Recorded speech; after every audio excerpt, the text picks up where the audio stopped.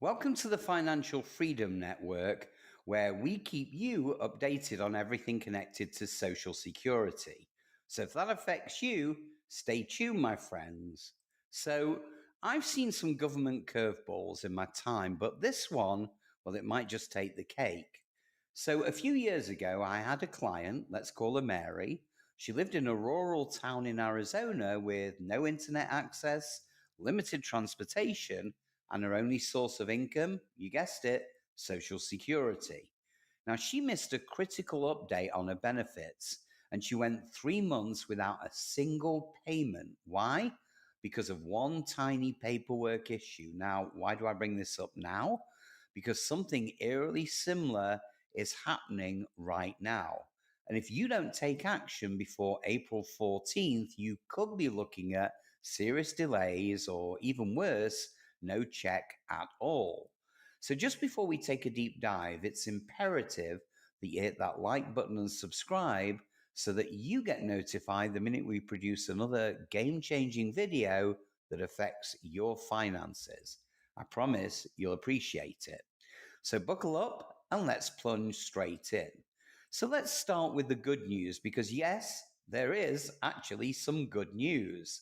Now, you might remember a recent rule that would have forced millions of people to visit a local Social Security office in person to verify their identity if they couldn't use the online system. Not exactly easy if you're elderly, disabled, or you live hours from the nearest field office. Well, you spoke up in your millions, and guess what? They actually listened. Wow! So, after massive public backlash, the SSA delayed that rule's start date to April 14th instead of the original April the 1st. Now, that gives everyone a little breathing room. Even better? Well, there is some even better news. Some people are now exempt entirely.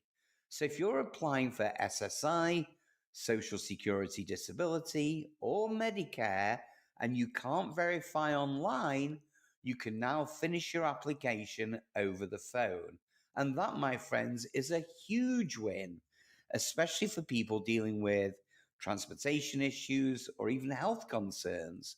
But now, sadly, for the not so great news.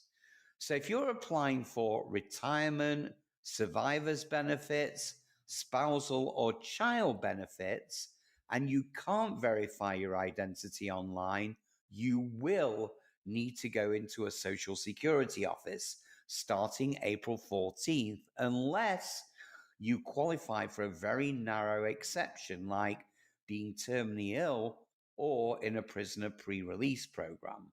And trust me, that's not a process you want to deal with last minute. Appointments are already backed up weeks, and the field offices are still understaffed in many areas. Now, if you're thinking, well, I'm already getting my benefits, so this doesn't affect me, stick around because there's a second, sneakier change coming, and it could impact everyone receiving Social Security, SSI, or SSDI, especially if you're still getting paper checks.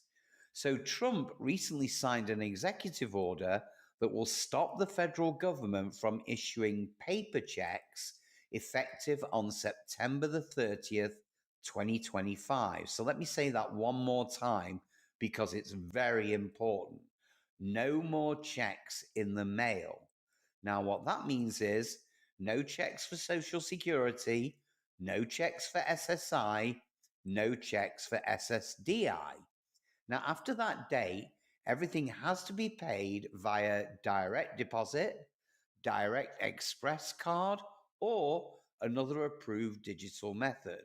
And while that deadline might seem pretty far away, agencies like SSA are already rolling out systems that forces that transition, starting with stricter identity verification and direct deposit updates.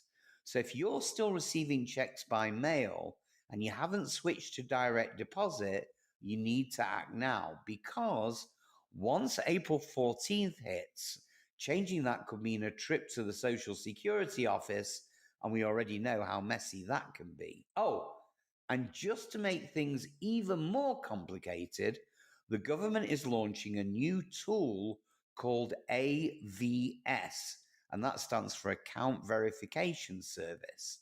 Now, this tool automatically checks whether the bank account you're switching to actually belongs to you. Sounds great, right? But here's the kicker.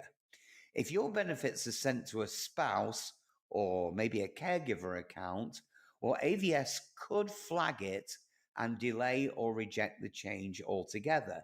And that's why I'm telling you now so that you can get ahead of this. So here's your action plan. Step 1, set up a My Social Security account online. If you can't do it alone, ask a family member or your local library for help. Step 2, if you need to change your payment method, do it before April 14th.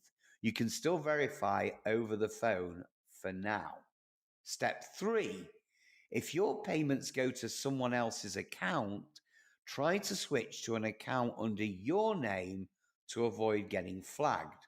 Step 4, share this video with anyone you know who's still getting paper checks, because most people have no idea this is happening and they could miss a payment if they wait too long.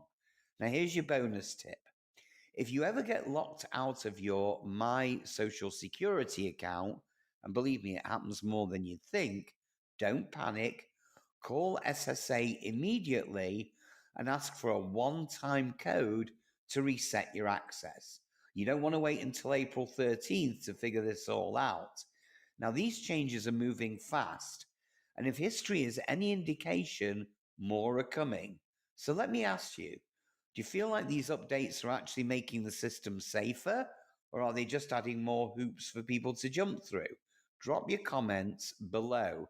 I really want to hear what you think. And while you're at it, make sure you check out our other videos for more ways to protect your benefits and stay ahead of the curve.